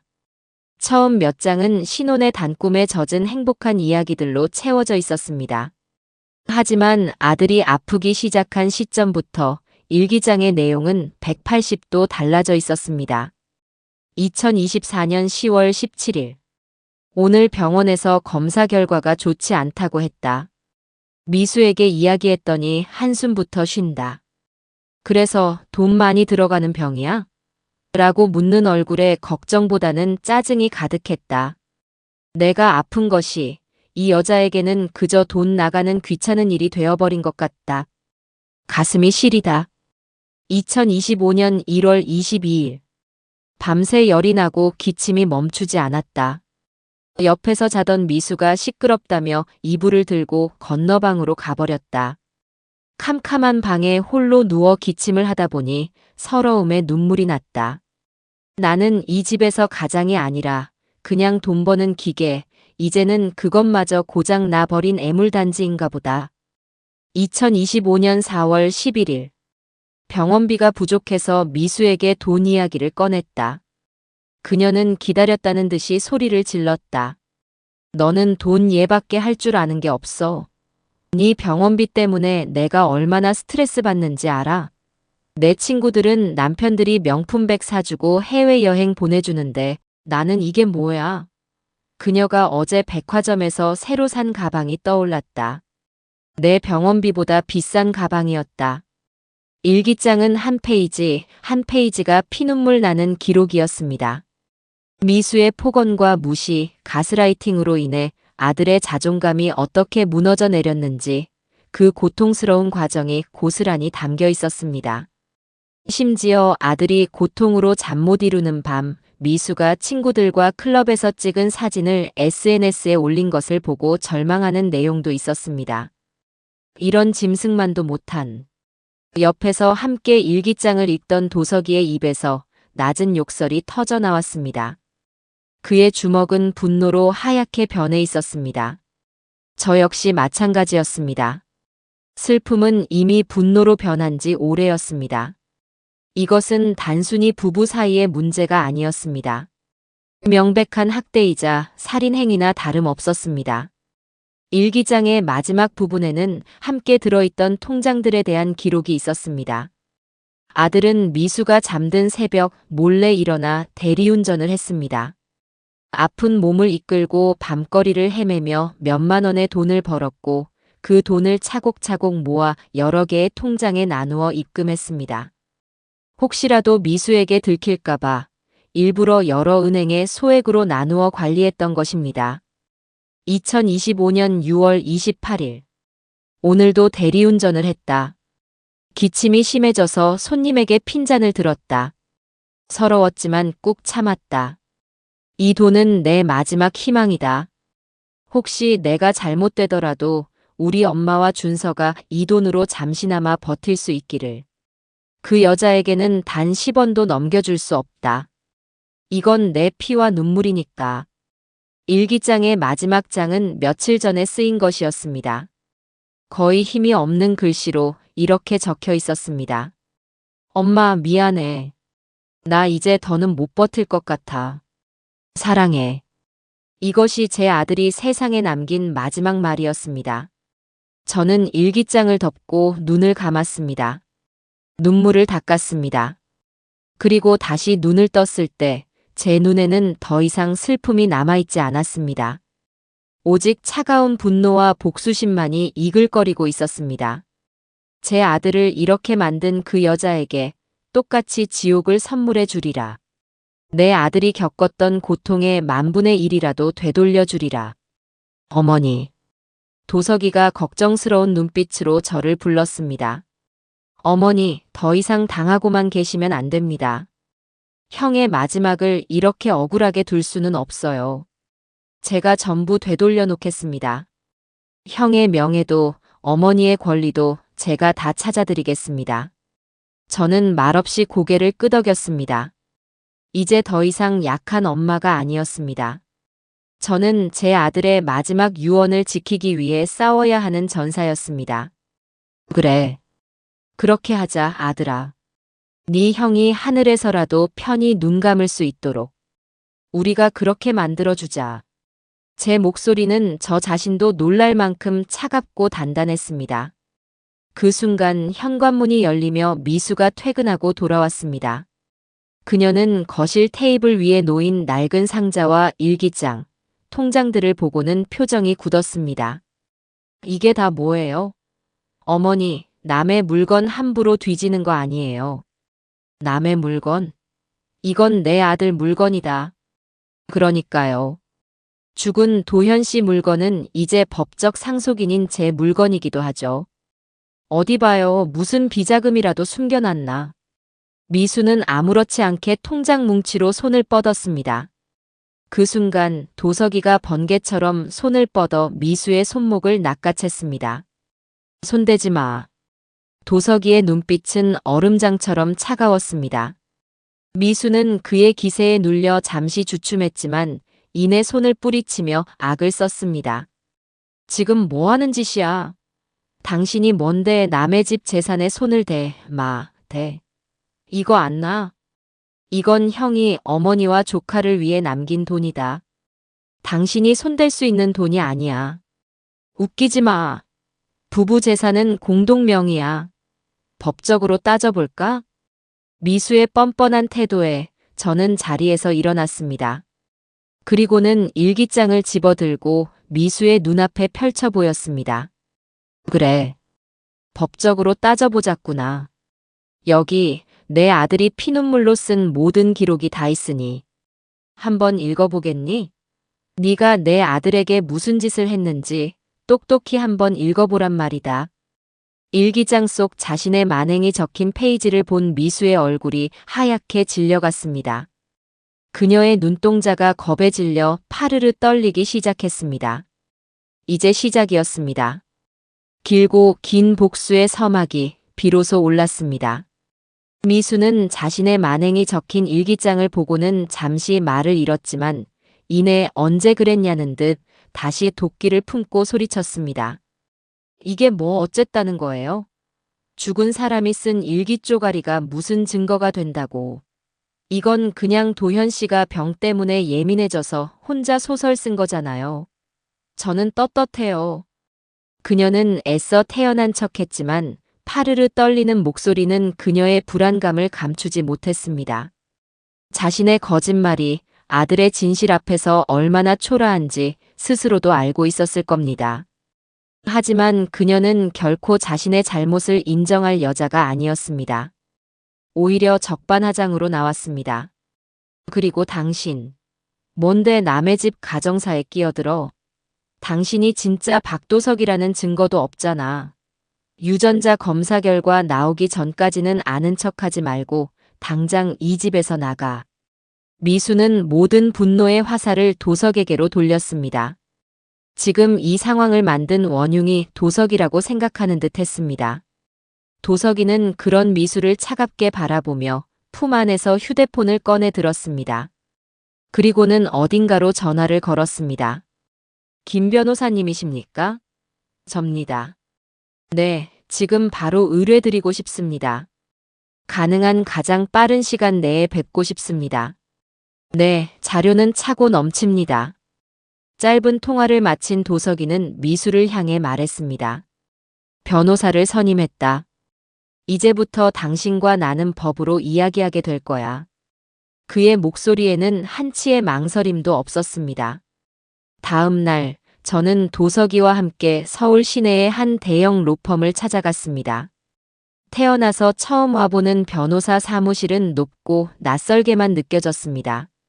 모든 것이 위압적으로 다가와 저도 모르게 주눅이 들었지만 옆에서 제 손을 꼭 잡아주는 도석이 덕분에 용기를 낼 수 있었습니다. 상담실에서 만난 김 변호사는 젊지만 매우 차분하고 지적인 인상이었습니다. 그는 저희가 내민 아들의 일기장과 편지, 그리고 통장들을 꼼꼼하게 검토하기 시작했습니다. 시간이 흐를수록 그의 표정은 점점 더 굳어졌습니다. 일기장을 모두 읽고 난 그는 안경을 벗어 테이블에 내려놓으며 깊은 한숨을 내쉬었습니다. 정말 안타깝습니다. 고인이 살아생전 얼마나 큰 고통을 겪으셨을지 감히 짐작조차 하기 어렵군요. 김 변호사는 진심으로 위로의 말을 건넸습니다. 그리고는 곧바로 변호사로서의 냉철한 얼굴로 돌아와 저희가 앞으로 어떻게 싸워야 할지에 대해 명확하게 설명해 주기 시작했습니다. 어머님, 이 일기장과 편지는 아주 강력한 증거가 될 겁니다. 고인의 아내는 혼인 파탄에 주된 책임이 있는 유책 배우자에 해당하며 이는 상속 재산 분할 소송에서 저희에게 매우 유리하게 작용할 겁니다. 특히 고인이 특정하여 어머님과 아들에게 남긴 이 비자금은 상대방이 함부로 권리를 주장할 수 없도록 방어할 수 있습니다. 그럼 도현이가 남긴 돈을 지킬 수 있다는 말씀이신가요? 물론입니다. 그뿐만이 아닙니다. 아파트의 지분 역시 저희가 상당 부분 가져올 수 있습니다. 상대방의 기여도는 거의 없다는 점, 그리고 혼인 기간 동안 고인에게 행했던 부당한 대우 등을 집중적으로 부각할 겁니다. 사망보험금의 경우 법정 상속인에게 지급되는 것이 원칙이지만 이 부분 역시 상대방의 귀책 사유를 들어 저희 쪽으로 최대한 유리하게 조정을 이끌어낼 수 있습니다. 김 변호사의 논리정연한 설명에 저는 어둠 속에서 한 줄기 빛을 본 기분이었습니다. 그저 억울하고 분하기만 했는데 법이라는 무기를 통해 제 아들의 마지막을 지켜줄 수 있다는 희망이 생겼습니다. 그리고 한 가지 더. 김 변호사는 말을 이었습니다. 조카분의 양육권 문제도 제기할 수 있습니다. 일기장의 내용으로 미루어 보아 상대방은 아이의 어머니로서의 자격이 심히 의심됩니다. 고인이 아팠을 때 남편을 방치했던 것처럼 아이에게도 정서적, 물질적 학대를 가했을 가능성이 있습니다.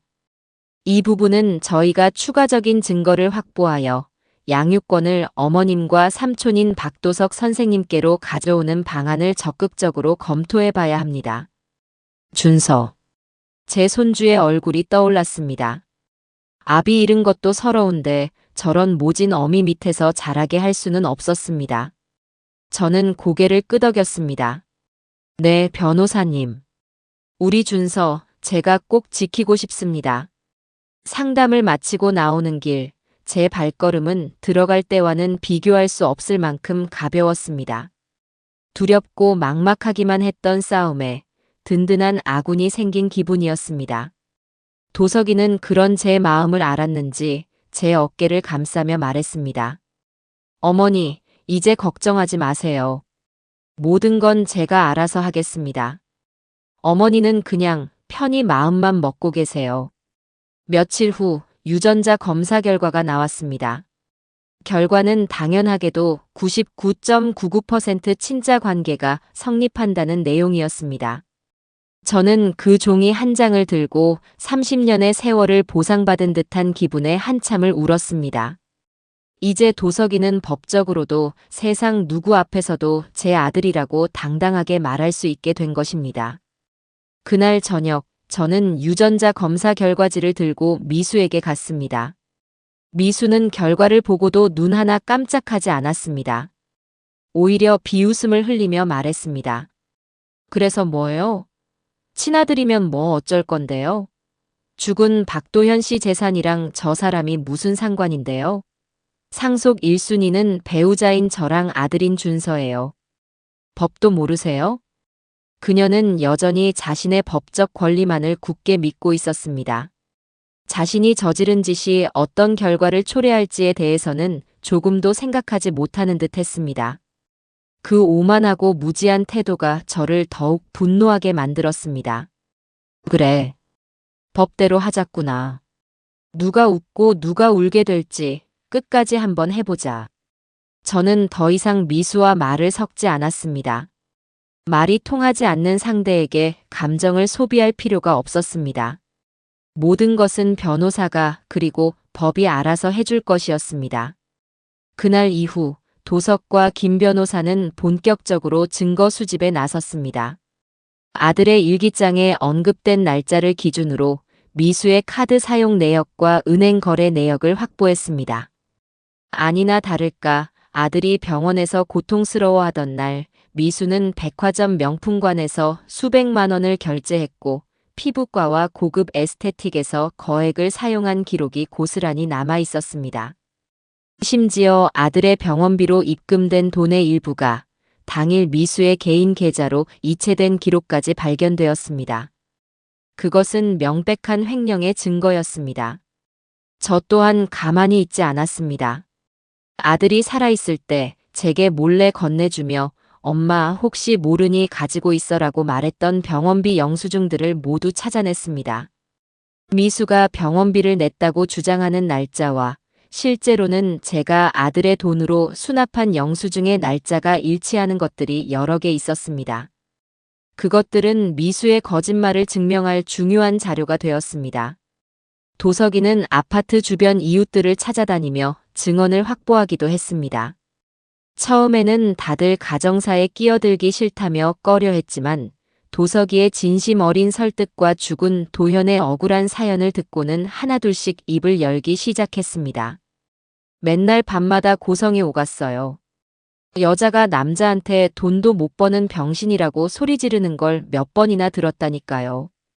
아이가 아파서 우는데도 엄마는 본체만체하고 화장하고 나가더라고요. 애가 불쌍해서 우리가 대신 돌봐준 적도 몇 번 있어요. 이웃들의 증언은 하나같이 미수에게 불리한 것들이었습니다. 그녀는 밖에서는 교양 있는 척, 상냥한 척 행동했지만 집 안에서의 모습은 완전히 다른 사람이었던 것입니다. 모든 증거들이 하나씩 모여 거대한 산을 이루어갔습니다. 그것은 미수가 결코 빠져나갈 수 없는 진실의 감옥이었습니다. 저희는 모든 준비를 마쳤습니다. 변호사는 미수 측에 내용 증명을 발송했고 조만간 법원에서 소장이 전달될 것이라고 했습니다. 이제 남은 것은 최후의 심판뿐이었습니다. 저는 매일 밤 아들의 사진을 보며 기도했습니다. 도현아, 조금만 기다려라.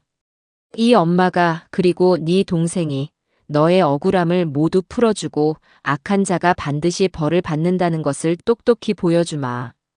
하늘에서 편히 지켜보고 있으렴. 복수의 칼날은 잘 벼려졌고 이제 그 칼날이 향할 곳은 단 한 사람, 윤미수뿐이었습니다.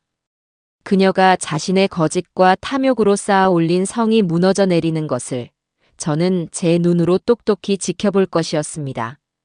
며칠 후 김 변호사에게서 연락이 왔습니다. 미수 측 변호사로부터 소송 대신 합의를 위한 자리를 만들고 싶다는 제안이 들어왔다고 했습니다.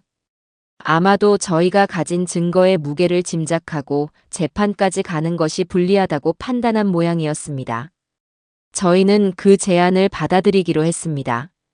법정의 차가운 판결문보다 제 아들이 마지막을 보냈던 바로 그 집에서 미수의 얼굴을 마주하고 그녀의 죄를 직접 심판하고 싶었습니다. 약속한 날, 저는 도석이와 김 변호사와 함께 집으로 향했습니다. 현관문을 열고 들어서자 거실에는 미수와 처음 보는 중년의 남자 변호사가 앉아 있었습니다. 미수는 애써 태어난 척 꼿꼿이 앉아 있었지만 초조하게 다리를 떠는 모습까지는 감추지 못했습니다. 그녀의 변호사는 의례적인 미소를 지으며 저희에게 자리를 권했습니다. 거실 테이블을 사이에 두고 양측이 마주 앉았습니다. 창밖은 화창했지만 집안의 공기는 금방이라도 폭풍우가 몰아칠 것처럼 무겁고 축축했습니다. 잠시 어색한 침묵이 흐른 뒤 미수 측 변호사가 먼저 서류 가방을 열며 입을 열었습니다. 이렇게 어려운 자리에 함께해 주셔서 감사합니다.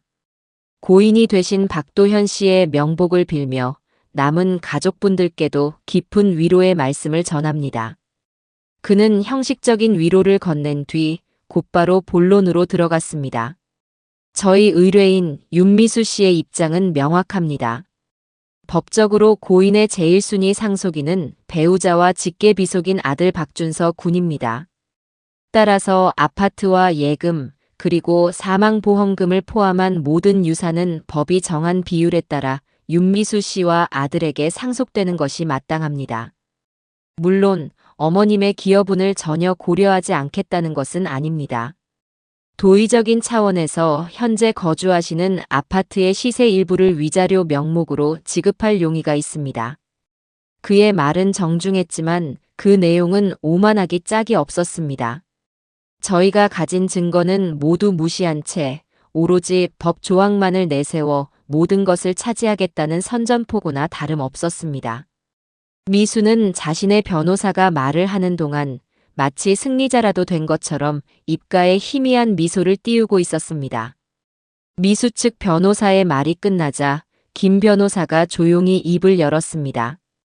그의 목소리는 차분했지만 그 안에는 서늘한 칼날이 숨겨져 있었습니다. 말씀 잘 들었습니다, 변호사님. 법이 정한 원칙에 대해서는 저 역시 이견이 없습니다. 하지만 법은 그 원칙이 적용될 수 없는 예외적인 상황 또한 규정하고 있지요. 예를 들면 혼인관계를 파탄에 이르게 한 유책 배우자나 피상속인에게 심히 부당한 대우를 한 상속인의 경우 말입니다. 김 변호사의 말에 미수의 얼굴이 순간 굳어졌습니다. 미수 측 변호사 역시 표정이 미묘하게 변했습니다. 지금부터 저희가 왜 이 자리에 앉아 있는지 그 이유를 하나씩 설명해 드리겠습니다. 김 변호사는 서류 가방에서 첫 번째 자료 뭉치를 꺼내 테이블 위에 올려놓았습니다. 그것은 아파트 이웃들의 증언을 녹취하고 정리한 파일이었습니다. 먼저 윤미수 씨의 평소 행실에 대한 자료입니다. 여러 이웃들의 증언에 따르면 윤미수 씨는 고인이 되신 박도현 씨에게 상습적으로 폭언을 일삼았으며 돈도 못 버는 병신, 쓸모없는 인간 등의 모욕적인 발언으로 고인의 인격을 짓밟았습니다. 또한 아들인 박준서 군을 제대로 돌보지 않고 방치한 정황도 다수 발견되었습니다. 이것은 명백한 정서적 학대에 해당합니다. 그건 이웃들이 뭘 잘 모르고 하는 소리예요. 부부싸움은 칼로 물베기라잖아요. 그리고 내가 내 아들 키우는 방식에 왜 남들이 감나라 배나라 해요? 미수가 당황하며 소리쳤지만 김 변호사는 눈 하나 깜짝하지 않고 다음 서류 뭉치를 꺼내 들었습니다. 알겠습니다. 부부 사이의 일이라고 하시니 이번에는 누구도 부인할 수 없는 객관적인 자료를 보여드리죠. 테이블 위에 펼쳐진 것은 미수의 수년간의 카드 사용 내역서와 은행 거래 내역이었습니다. 김 변호사는 그중 몇 장을 집어들고 아들의 일기장과 나란히 펼쳐 보였습니다. 자, 여기를 보시죠. X년 X월 X일 고인의 일기장에는 이렇게 적혀 있습니다. 열이 40도까지 올랐다. 숨쉬기가 힘들다. 미수에게 병원에 데려다 달라고 했지만 친구와 선약이 있다며 나가버렸다. 그런데 같은 날 윤미수 씨의 카드 결제 내역입니다. 강남의 한 백화점 명품관에서 700만 원 상당의 가방을 구매하셨군요. 남편이 사경을 헤매는 날 아주 중요한 선약이셨나 봅니다. 미수의 얼굴이 하얗게 질리기 시작했습니다. 그녀의 변호사 역시 당황한 기색이 역력했습니다. 또 다른 날을 볼까요? X년 X월 X일. 일기장에는 병원비가 없어 다음 달 월급날까지 버텨야 한다. 고통스럽다고 적혀 있습니다. 그런데 바로 그날 윤미수 씨는 고급 피부과에서 200만 원짜리 시술을 결제하셨습니다. 남편의 병원비는 없었지만 본인의 피부를 관리할 돈은 있으셨던 모양입니다. 김 변호사는 마치 칼로 살을 발라내듯 미수의 위선을 하나씩 벗겨냈습니다. 아들이 아파서 입원했던 날 미수는 친구들과 해외여행을 떠났습니다. 아들이 수술을 앞두고 있던 날 미수는 골프장에서 지인들과 어울렸습니다. 일기장의 모든 고통의 기록 옆에는 미수의 사치스러운 향락의 기록이 나란히 붙어 있었습니다. 이건 사생활 침해야. 어떻게 내 카드 내역을 마음대로. 적법한 절차를 통해 법원에 증거 보전 신청을 하여 확보한 자료입니다. 윤미수 씨. 김 변호사는 미수의 발악을 차갑게 잘라냈습니다. 그리고는 마지막 결정타를 날렸습니다. 아들의 병원비 계좌에서 미수의 개인 계좌로 돈이 이체된 내역이 담긴 서류였습니다. 그리고 이것은 고인의 치료를 위해 가족과 친지들이 보내주신 돈의 일부가 당일 윤미수 씨의 개인 계좌로 이체된 기록입니다. 횡령 및 사기 혐의까지 적용될 수 있는 명백한 범죄 행위입니다. 변호사님. 김 변호사는 미수가 아닌 그녀의 변호사를 똑바로 쳐다보며 말했습니다. 미수 측 변호사는 이마에 흐르는 식은땀을 닦으며 차마 고개를 들지 못했습니다. 자신이 변호해야 할 의뢰인이 인간의 도리를 저버린 파렴치한이라는 사실을 깨달았을 테니까요. 모든 것이 끝났다고 생각했을 때 저는 자리에서 일어났습니다. 저는 떨리는 손으로 아들의 일기장을 집어들었습니다. 그리고는 미수의 눈을 똑바로 쳐다보며 아들이 저에게 남긴 마지막 편지의 한 구절을 읽어내려가기 시작했습니다. 제 목소리는 작았지만 거실 안의 모든 사람들의 귀에 똑똑히 박힐 만큼 단단했습니다. 어머니, 죄송해요. 제가 너무 약해서 못난 아들이라서 정말 죄송합니다. 제 목소리가 울려 퍼지자 미수는 고개를 푹 숙였습니다. 제가 밤새 기침을 하며 고통스러워할 때 미수는 귀찮다며 다른 방으로 건너가 잠을 잤습니다. 병원에 가야 한다고 말하면 돈도 못 버는 게 병원 갈 생각만 한다며 면박을 주었고 제 병원비로 자신의 명품 가방을 사고 친구들과 해외여행을 다녀왔습니다. 한 문장 읽어 내려갈 때마다 제 아들이 겪었을 고통과 외로움이 제 심장을 후벼 파는 듯 했습니다. 하지만 저는 울지 않았습니다. 눈물을 흘리는 것조차 제 아들에게 미안했기 때문입니다. 사랑합니다, 어머니. 다음 생에는 꼭 건강한 아들로 태어나서 평생 어머니 호강시켜 드릴게요. 마지막 문장을 읽고 일기장을 덮었을 때 거실은 완전한 침묵에 휩싸였습니다. 그 침묵을 깬 것은 미수 측 변호사의 깊은 한숨 소리였습니다. 그는 더 이상 변호를 할 의지가 없다는 듯 모든 것을 포기한 표정으로 의자에 깊숙이 몸을 기댔습니다. 모든 것이 끝났습니다. 미수는 완전히 무너져 내렸습니다. 그녀는 고개를 숙인 채 아이처럼 엉엉 울기 시작했습니다. 하지만 그 눈물에 동정심을 느끼는 사람은 아무도 없었습니다. 그것은 반성의 눈물이 아닌 모든 것을 잃게 된 자신의 처지에 대한 서러움의 눈물이라는 것을 모두가 알고 있었으니까요. 내가 잘못했어. 어머니, 제가 잘못했어요. 미수는 바닥에 엎드려 제 다리를 붙잡고 애원하기 시작했습니다. 하지만 저는 차갑게 그녀를 내려다볼 뿐이었습니다. 이미 늦었습니다. 제 아들이 차가운 땅 속에 묻힌 그 순간 그녀가 용서받을 수 있는 기회는 영원히 사라져버린 것입니다. 저는 아들의 마지막을 지켰다는 생각에 조용히 눈을 감았습니다. 아들의 웃는 얼굴이 눈꺼풀 위로 아른거리는 듯 했습니다. 그날의 합의는 결렬되었습니다. 아니, 합의 자체가 불가능했습니다. 모든 진실이 드러난 이상 미수 측이 내세울 수 있는 카드는 아무것도 없었습니다. 그녀의 변호사는 망연자실한 표정으로 자신의 의뢰인을 데리고 도망치듯 집을 빠져나갔습니다. 거실에는 승리의 환호 대신 무거운 침묵과 허탈함만이 남았습니다. 제 아들의 목숨값으로 얻어낸 너무나도 서글픈 승리였습니다.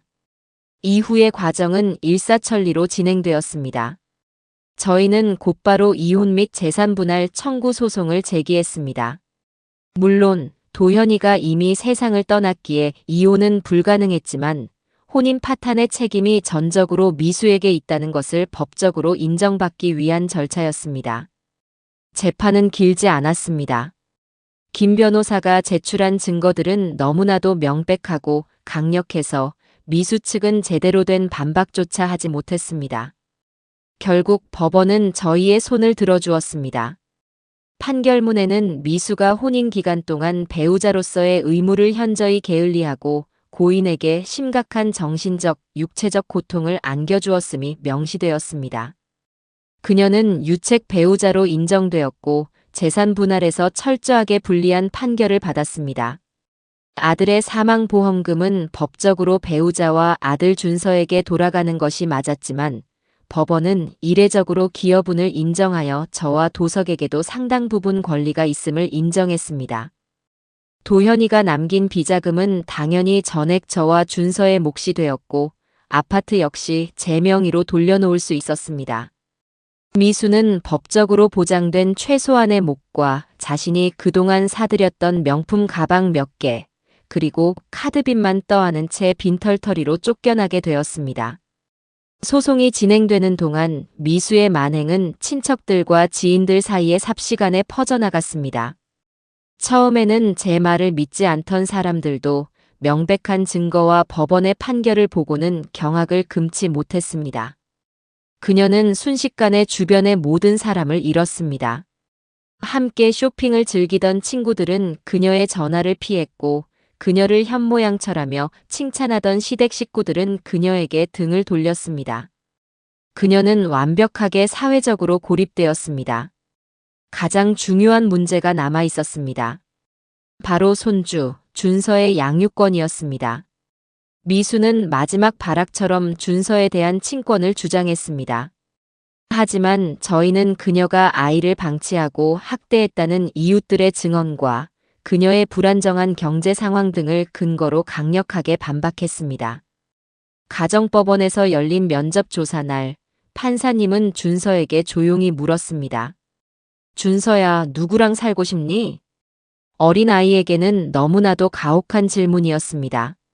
저는 차마 준서의 얼굴을 쳐다볼 수 없었습니다. 미수는 애처로운 표정으로 준서를 바라보며 입모양으로 엄마라고 속삭였습니다. 하지만 준서는 잠시 망설이더니 제 뒤로 와락 숨으며 작은 목소리로 말했습니다. 할머니랑 작은 아빠랑 살래요. 아이의 그 한마디에 법정 안의 모든 것이 결정되었습니다. 아이의 눈은 정확했습니다. 누가 자신을 진심으로 사랑하고 아껴주는지를 어린 마음으로도 똑똑히 알고 있었던 것입니다. 결국 법원은 저와 삼촌인 도석을 준서의 공동 양육권자로 지정했습니다. 미수에게는 한 달에 2번 정해진 시간에만 아이를 만날 수 있는 면접교섭권만이 주어졌습니다. 모든 법적 절차가 끝나고 저는 도석이가 미리 마련해둔 새 집으로 이사를 했습니다. 도현이의 흔적이 가득한 그 아파트는 처분하기로 했습니다. 그곳에 더 머무는 것은 저와 준서 모두에게 아픈 기억만을 되새기게 할 뿐이었습니다. 이삿짐을 정리하던 날, 저는 마지막으로 도현이의 방에 들어가 보았습니다. 그리고 아들의 영정 사진을 끌어안고 한참을 울었습니다. 도현아, 이제 다 끝났다. 엄마가 다 해결했다. 이제 편히 쉬어라, 내 아들. 새 집에서의 생활은 꿈만 같았습니다. 따스한 햇살이 가득 들어오는 넓은 거실, 준서가 마음껏 뛰어놀 수 있는 작은 정원. 도석이는 저와 준서를 위해 모든 것을 세심하게 배려해 주었습니다. 저희 세 사람은 진짜 가족이 되어갔습니다. 준서는 도석을 작은 아빠라고 부르며 친아빠처럼 따랐고, 도석이 역시 준서를 조카 이상의 애정으로 품어주었습니다. 저는 매일 아침 두 사람이 함께 웃고 장난치는 모습을 보며 감사 기도를 올렸습니다. 그러던 어느 날 오후였습니다. 초인종이 울려 문을 열어보니 그 앞에는 믿을 수 없을 만큼 초췌하고 마른 모습의 미수가 서 있었습니다. 그녀는 예전에 입던 화려한 옷 대신 낡고 허름한 옷을 입고 있었습니다. 저를 보자마자 그녀는 덥석 무릎을 꿇었습니다.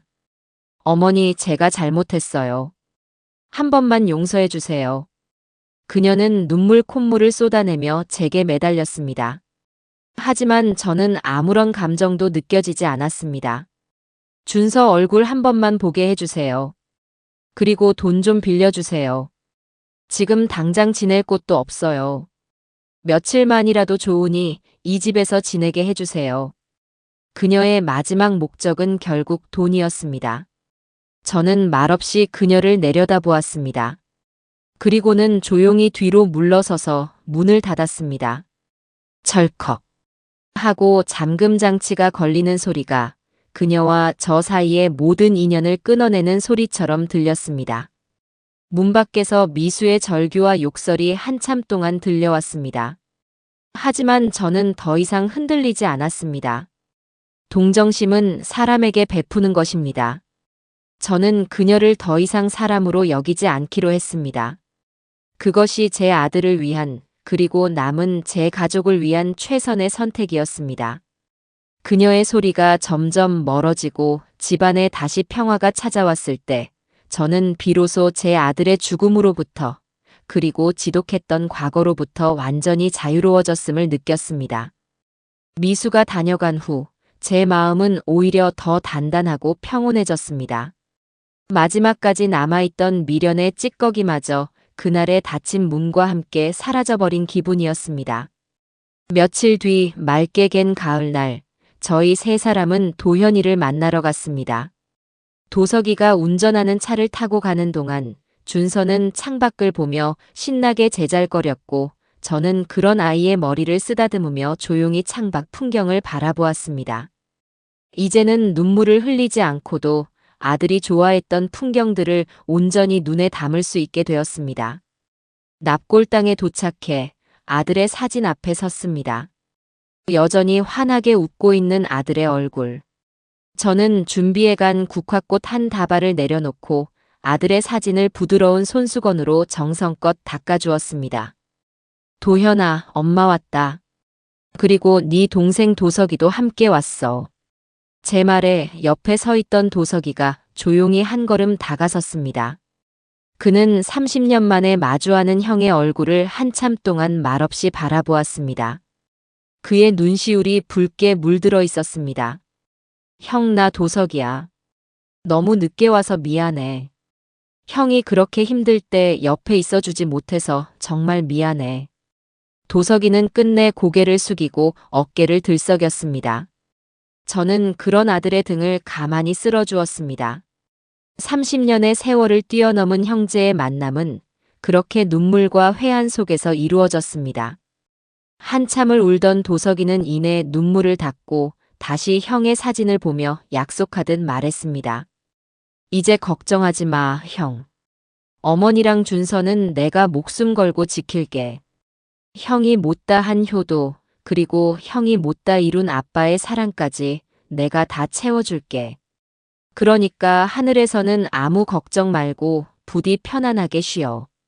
그 모습을 지켜보던 준서가 제게 와서 물었습니다. 할머니, 큰 아빠는 이제 안 아파? 아이의 순수한 질문에 저는 미소 지으며 대답했습니다. 응. 우리 준서 아빠는 이제 하나도 안 아프고 세상에서 제일 좋은 곳에서 우리를 지켜보고 계실 거야. 준서는 고개를 끄덕이더니 작은 손을 모으고 아빠의 사진에 인사를 했습니다. 아빠, 나 잘 지내고 있어. 할머니랑 작은 아빠랑 행복해. 그날 저희는 한참을 그곳에 머물렀습니다. 아들에게 그동안 있었던 일들을 모두 이야기해 주었습니다.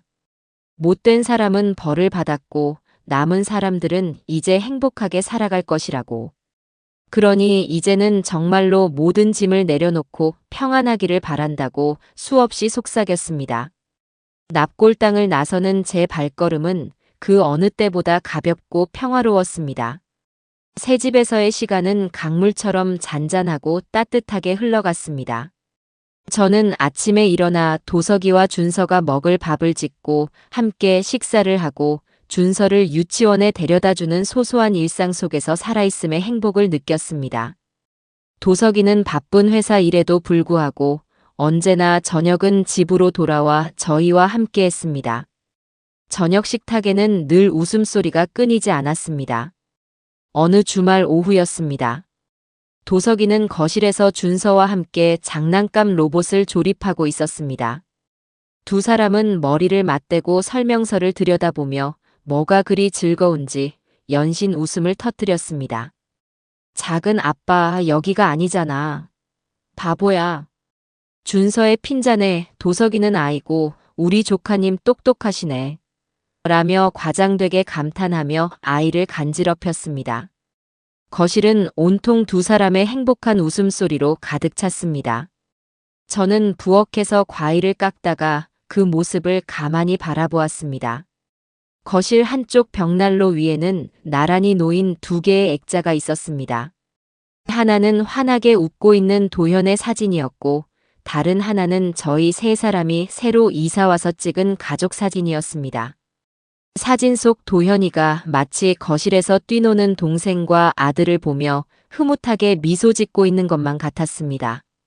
저는 문득 이것이 하늘이 제게 내려준 기적의 또 다른 모습이 아닐까 생각했습니다. 하늘은 제게서 사랑하는 아들 하나를 데려가는 아픔을 주셨지만 그 슬픔에 주저앉지 않도록 또 다른 아들 하나를 기적처럼 돌려주셨습니다. 그리고 제게서 남편을 앗아간 며느리를 통해 인간에 대한 절망을 느끼게 하셨지만 동시에 제 곁을 지켜주는 든든한 아들과 순수한 손주를 통해 사람에 대한 희망을 다시 품게 하셨습니다. 슬픔과 기쁨은 언제나 그렇게 함께 오는 것인지도 모릅니다.